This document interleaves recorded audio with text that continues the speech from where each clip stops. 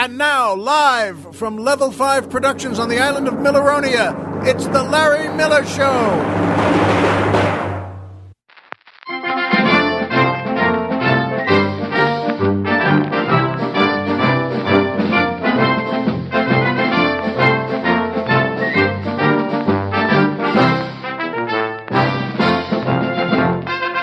Good evening, Mr. and Mrs. America, and everyone who loves good air conditioning.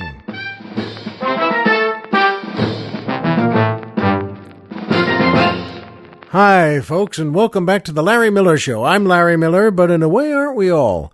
And boy, is it ever beautiful here on Milleronia today. I don't mind telling you, it's very, very, very hot back in our home on the mainland in the Los Angeles area. It's crazy hot, but it's really nice here on Milleronia. Yes, I know I control the weather, but sometimes if people displease me or if I get a little cranky, I control it so they don't like it. But it's not a bad day today. It's a beautiful day here today. It makes me and Colonel Jeff so happy. And, of course, that's the Doc Holliday Orchestra and the June Taylor Dancers, featuring boy tenor Edward Starkman asking the musical question, if Lassie loved to eat cantaloupe, would that make her melancholy? Yes. Yes, it would, Edward, and it's a heck of a joke. The Colonel and I both thought, you know what? Smart. It's so smart, in fact, that I didn't get it right off the bat. I thought, what? And then the Colonel and I both thought, wait, melancholy. See, Lassie is a collie.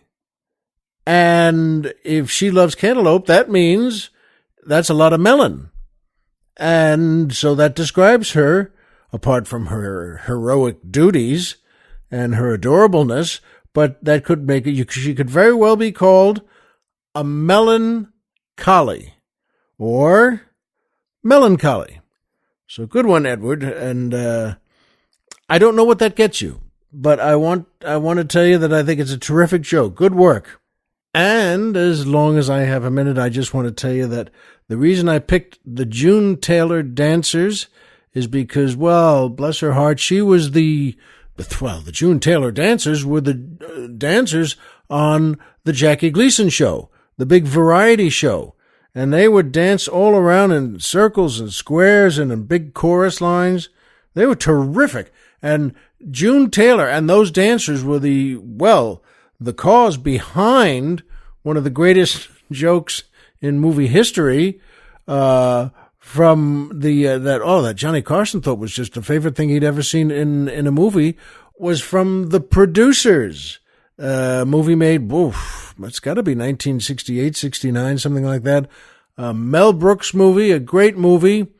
And at one point, one of the jokes, his dancers in that show, and remember they're trying to make the worst show in American history so that it closes one night guaranteed. And one of the jokes was that the dancers come out in the Nazi show, and they're beautiful young women, and they're dancing, and then they get into a circle, and they start dancing around in a circle, and then there's a visual shot of the dancers in the circle, and it's a full circle, and right in the middle is a huge swastika. The dancers make a huge swastika, and it's pretty funny. It's a very smart, it's a funny Mel Brooks joke, and he had lots of them. And boy, I think everyone who saw that just laughed out loud. And so did Johnny Carson. So those were the June Taylor Dancers anyway. And the Doc Holliday Orchestra, well, if you don't know who Doc Holliday was, folks, you've never seen one of the dozens of great Wyatt Earp movies out there. And I'm going to mention Doc a little later. But he deserves an orchestra and much, much more. And by Amazon and PayPal. That's right, my two favorite companies. They're two of our sponsors. And boy, oh boy, do they do a great job. Amazon does three things no other company on earth does. One, whatever you order, you're going to get it. anything you can think of, you order it and get it. 2, they already have it there. They don't even have to order it themselves. They don't have to borrow it from anyone or look around or ask any employees, well, do you have one of these things? They've got it right there in their gigantic warehouse that's a mile long and a mile wide and a mile high and a mile deep. Go to Amazon. But even better, let us take you there.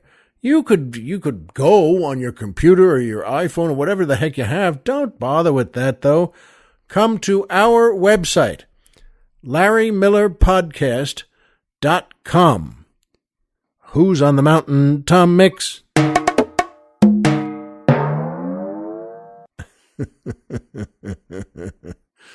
By the way, I played timpani, among many other things, in the high school band. And it was a fun instrument to play, too, because you could do things like that.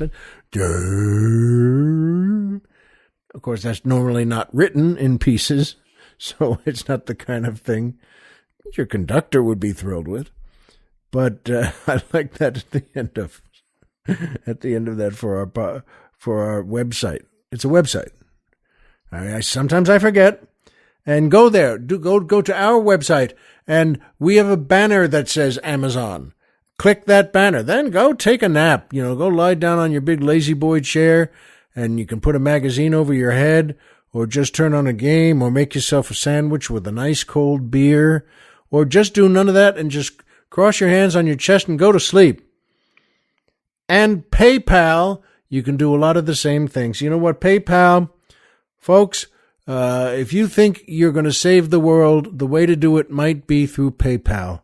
They do a terrific job, and I'm glad they're with us, too. Because PayPal, you know what? If you enjoy my show, and why wouldn't you? And if you'd like to send a few bucks to help out, and why wouldn't you? You do it through PayPal. And instead of saying, well, never mind, donate or pay what you like, I like to say, buy us some drinks. That's right, because there are different levels, level 1 through 5, all the way up to... We're driving to Florida!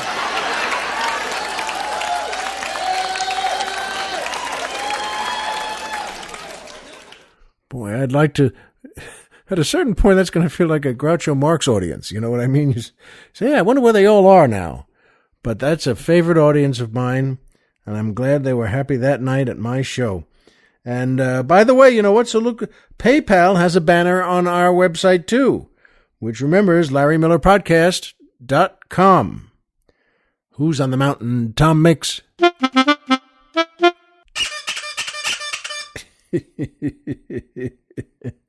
How hard did you have to squeeze that bird? Anyway, every little bit helps us keep the old leg lamp lit here. So thank you to everyone who's already contributed, and thank you to everyone who's going to do it right now.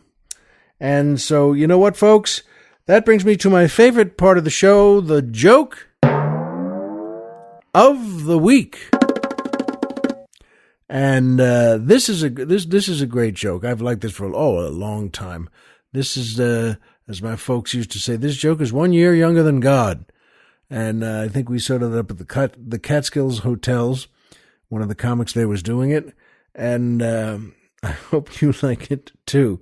A guy goes to the hospital to visit his friend.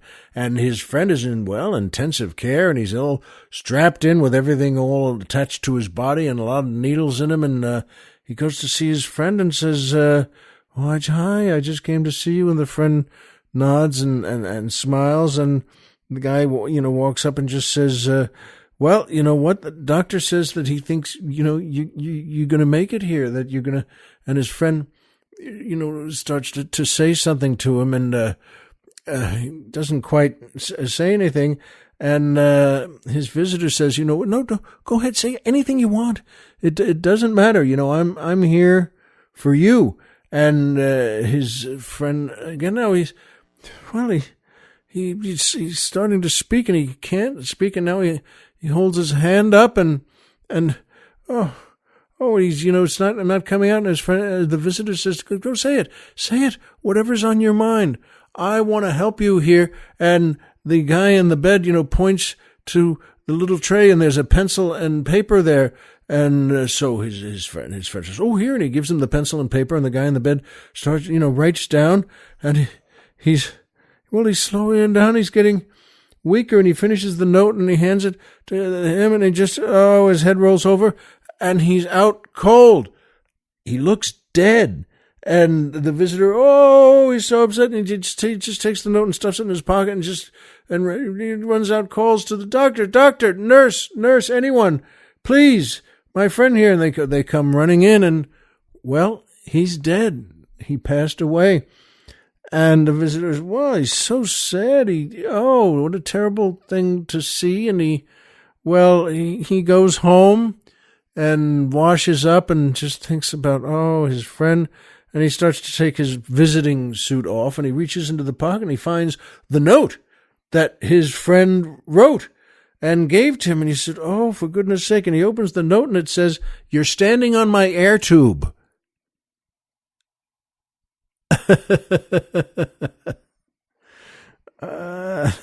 That's a pretty good joke. And the Colonel and I both liked it, and I'm glad I remembered that thing. So I hope you like it too. Remember, tell a friend, tell a loved one, tell someone in your family if you like one. That's a pretty good joke. It's one of those, you idiot. Couldn't you watch where you were stepping? Because I guess people sometimes can't do that. And that brings me to my second favorite part of the show, the Poetry Corner.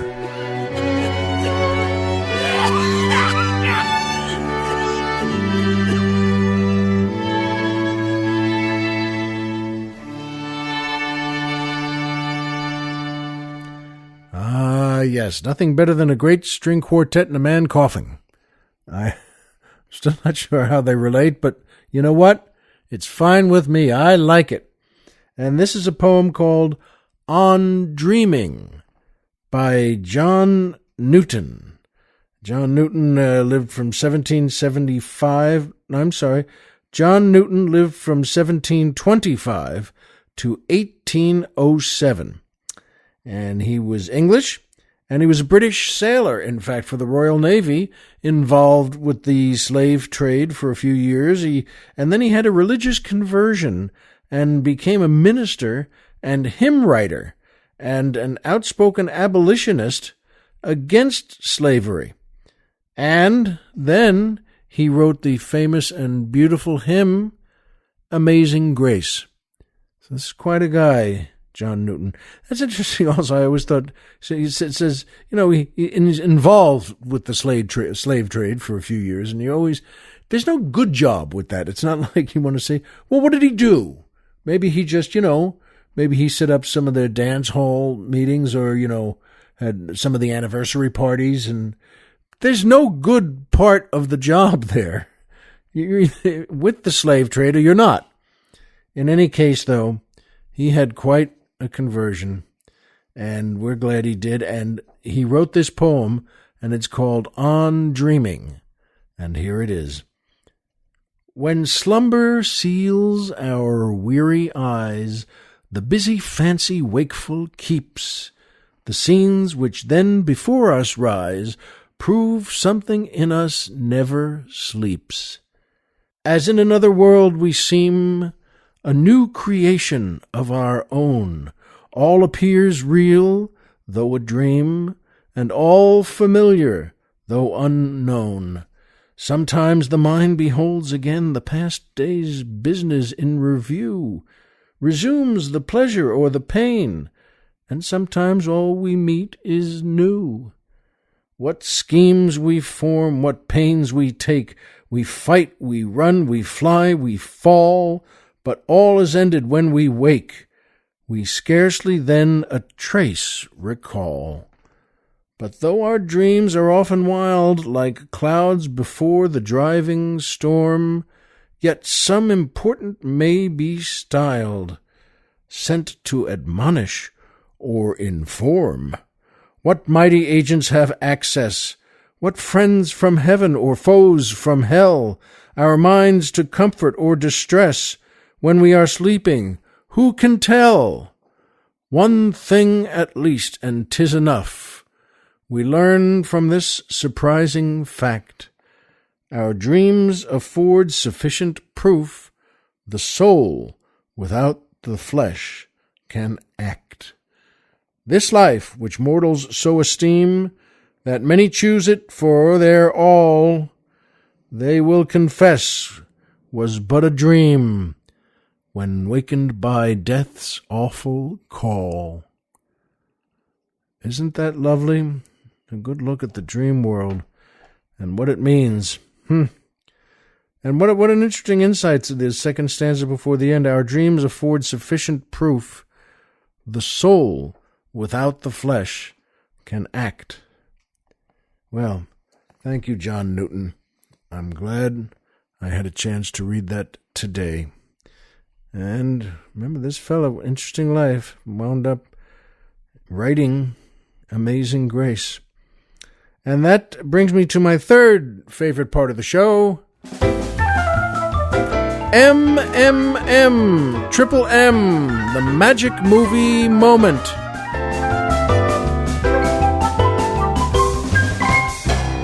With the greatest piano note in history, ending that opening. Yeah, this is a good one, folks. Speaking of Doc Holliday, this is from 1993, and the movie is Tombstone, and it's starring Kurt Russell, Val Kilmer, Sam Elliott, Bill Paxton, Harry Carey Jr., Powers Booth, Dana Wheeler Nicholson, and Dana Delaney. And it's a wonderful movie. In fact, I saw it again last night, and it's one of those that I've seen, must be 30 times, maybe 40 or 50 times. I love turning that on whenever it's on. And if there's a better actress in the history of the world and a more beautiful woman than Dana Delaney, by the way, I'd like to know who it is, because she's a delightful professional, a great woman, and boy, a terrific actress. But someone who, she's just as beautiful as she could be. And by the way, there are so many great Wyatt Earp movies in history, but this one is a very, very good one. And the magic movie moment today here for me to give to you is Doc Holliday's death scene in the Glenwood Sanitarium in Colorado. It's the one scene before the last. And if you don't know that about Doc Holliday, it's not revealing anything. Well, he had very bad tuberculosis, but he was out. He was a gambler, and he always supported his friend Wyatt Earp. And they really are. That death scene, folks, is so good. Wyatt Earp, Kurt Russell, comes to the sanitarium to see him, as he's been coming every day. And they have a chat, and there's a priest there just as he arrives, and the priest finishes up, and in a weakened voice, Val Kilmer says to him, Wyatt, hi. He says, yes, Father Feeney and I were just investigating the mysteries of the Church of Rome. He says it so beautifully, though. He was such a poet, and Val Kilmer made just a great poem out of his whole life in this movie, and I'm very proud of him. So that whole scene, what Val Kilmer says, what Kurt Russell responds, and how the scene winds up with Val Kilmer begging his friend to leave. If you have ever loved me, if you've ever cared for me at all, please, please leave now. Leave now. Which feels, even if you're not sure of this kind of thing, it feels like maybe something's about to happen to him and he wanted to be alone. And when Kurt Russell stands up to obey his friend and looks down at that last line, he says, thanks for always being there, Doc. And that's a great thing to say to me. And then they nod at each other and he walks out. And Val Kilmer, as Doc Holliday in this, is at that moment comical also, as he's being alone, just reacting because he notices his friend had given him well, a book, a paperback book that he had just written. And he looks up at it, he holds it up and he looks at it, and the book's title says, My Friend Doc Holliday by Wyatt Earp. And it's a great part of that scene. We're very happy to see it. And then, folks, Val Kilmer plays the best death scene I've ever seen in any movie. It has, well, wit to it. It has affection in it. And that's part of why Val Kilmer made such a great character in that movie. And by the way, there are many great Wyatt Earps in movie history. I mean, Burt Lancaster, Henry Fonda, James Garner, there's so many more. They were great Wyatt Earps. And I had a talk about this with Val Kilmer. We were in a movie together. I can't remember the name of this thing. I should be able to know this name, shouldn't I? Shouldn't I know the name? Yeah, the Colonel just shrugged. What the heck?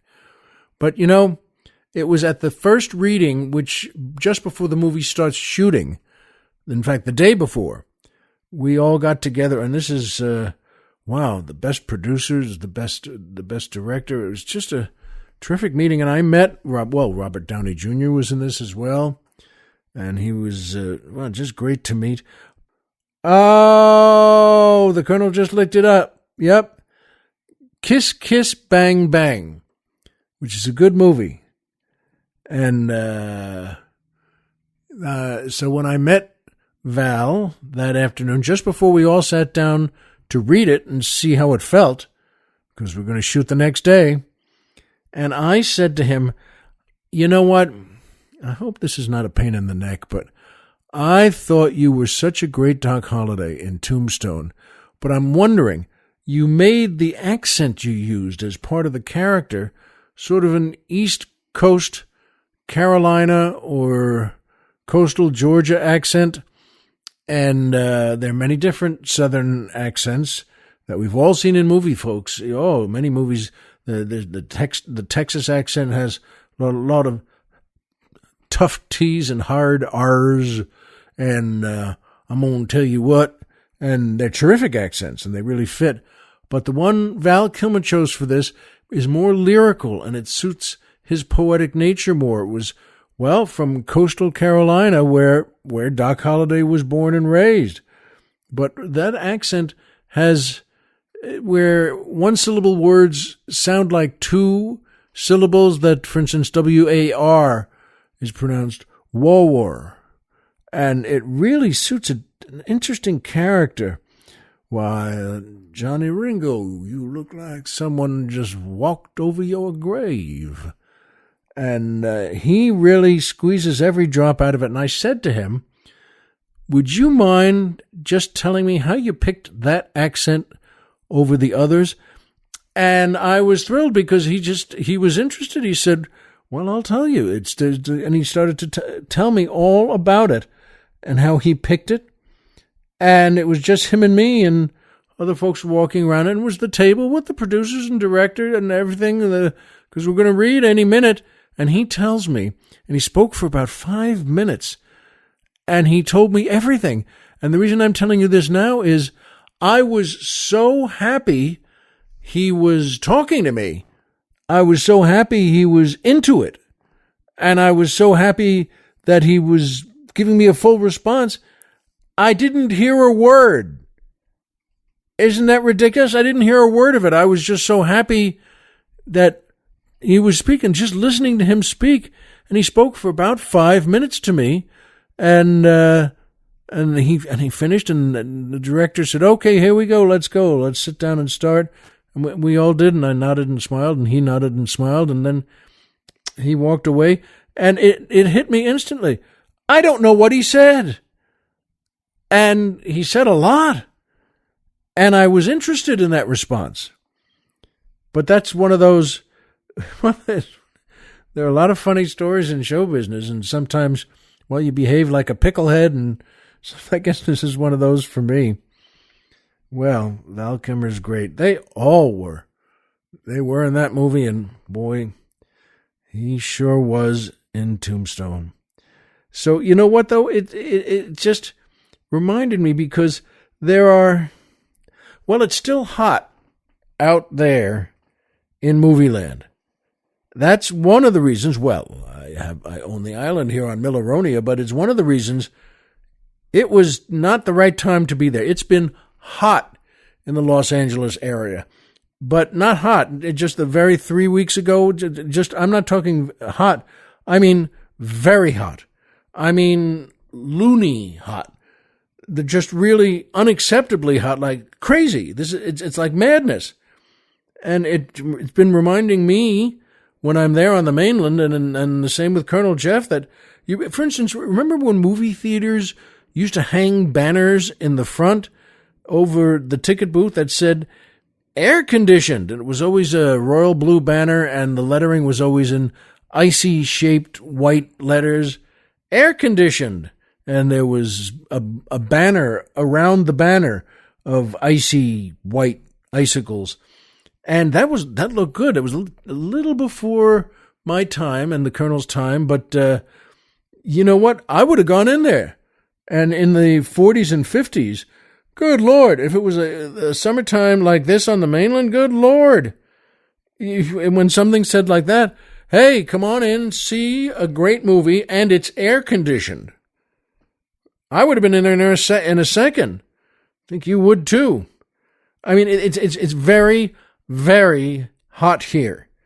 And it's gotten, as the Colonel pointed out, humid too. In the whole Los Angeles area, I'm telling you, it's crazy hot and crazy humid. It's so hot that if your best friend asked you out for lunch, you wouldn't go. You'd say, you know what, it's too hot. No, thank you, but no. If Marilyn Monroe came back to life and called you to say she got a gorgeous hotel suite for the two of you for a week, and both your wife and God gave you permission, you still wouldn't go because it's too hot. Well, actually, I'd go to that, come to think of it. Wait a minute. That's not a good example. If I could have that meeting with my wife and God, and I can get that meeting, by the way, it's a tough meeting to get, but if at that meeting they both said, you know what, and God said that, you know what, you've been doing a good job, good father, you don't always remember gifts for your wife, but you know that, and she's told you that, and so, but now on the whole Marilyn Monroe thing, go ahead, knock yourself out. And my wife would still, nod and smile and say, go ahead, because she knows she wouldn't remember anything. I'd remember. But in any case, if I got that permission, I would go. It's so hot, your dogs wouldn't chase a really slow squirrel. And that should tell you something. Because doggies, let's be honest, they're great at lots of things, but one of them is squirrel chasing. They wouldn't chase. Too hot.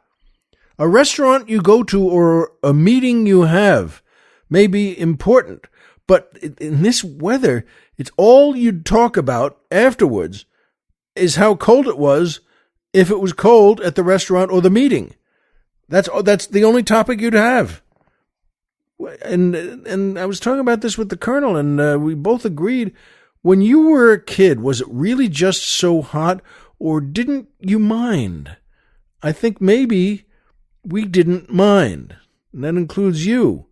We just didn't mind. My dad and his brother and sister grew up in Brooklyn and in a 6-story walk-up and slept on their fire escape in the Brooklyn apartment. There was no air conditioning, no fans. It was, as I said, a 6-story walk-up in the middle of 200 other buildings the exact same way. And they slept on the fire escape, which I thought was so cool when he told me about it when I was a kid. I said, wow, and I kept saying to him, and then once he drove me out there to that part of Brooklyn so I could see the fire escape they slept on in the summertime. And he had to, as we were going, because I was just enthralled. I thought, oh, this is going to be terrific. And he turned and said to me, we didn't want to. I just want to let you know that this wasn't a big thing for us, but it was pretty hot. And they didn't have it was a 1-bedroom apartment they lived in, but it was only 1 bedroom because his father made a homemade bedroom for him and his wife. And that was just, it wasn't even 2x4s, it was 1x4s. And, they just, some sheetrock they put up and on one side. They didn't need 2. And so they made a sort of a 10x10 bedroom for themselves. And, well, that's all right. That's the way folks were. But, they slept on the fire escape. And I remembered, by the way, in the classrooms in my elementary school had nothing. Never mind air conditioning, but they had nothing. 0 for the hot days from April, June, and April, May, June. That got really hot. This was on Long Island, and there was nothing. No fans, no air conditioning, no anything. And all right, but that's the question again of, did we mind? No, we didn't mind. We knew it was hot. The teacher knew it was hot, but we weren't going to be able to fix it. So we just knew that, all right, here we go now. The last couple of months of the school year, it's going to be hot. And we all just did it, that no one complained. There was nothing to complain about. There was no one to complain to, which is like cars not having air conditioning. And I remember when I was a kid, our cars, the first new car we got was a 61 Chevy Impala, hardtop, and but it didn't have air conditioning. That was the time of cars where you could start to get air conditioning. A couple of cars, they were big units and they hung under the dashboard. It was like the size of a real air conditioner, but I mean, you could.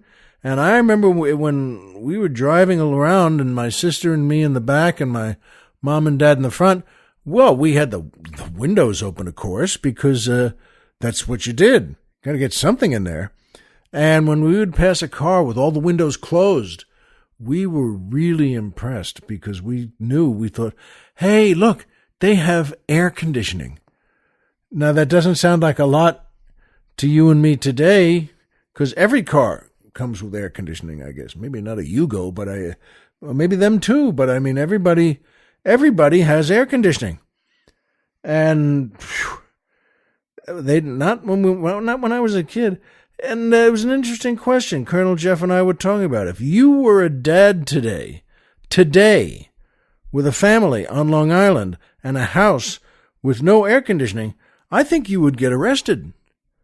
And, and he and I both looked at each other and smiled and nodded. Well, we always do that, I guess. But that's true. I think if you were a father today with a family on Long Island and a house with no air conditioning at all, I think you'd get arrested. In fact, you go to the hot seat. And that's not even the hottest part of our country, is it? Not by a long shot. It's amazing. Did your dad ever try to make a dad system of fans in your house with, well, this fan here and that window open there and 20 other pieces designed to just move the air a little bit? It's sort of like the way he arranged luggage in the trunk. Well, that was Dad really going to work there, trying to get the house a little better. And it was great. We still have a nice house. Remember, in 1900, 1910, 1920, 1930, you know what? Even the richest people in the country had 0 air conditioning. So you could just, even like Great Gatsby, you know what? They might have had parties where everyone was dancing around the fountain there, but they were parties at night, and there was no air conditioning during the day or at night. So, you know what, though? It's nice to think back. What did we have or not have then, and what do we have now? I know a lot about that. So do you. But we always know the same things, you and I. Homer is Homer, and Pluto is a planet. So remember, as always, if you walked out of bed today and had a job to go to and a home to come back to, and someone there who cares about you, folks, the game's over and you've won. So please remember that no matter how hot it is. And we'll see you here next time.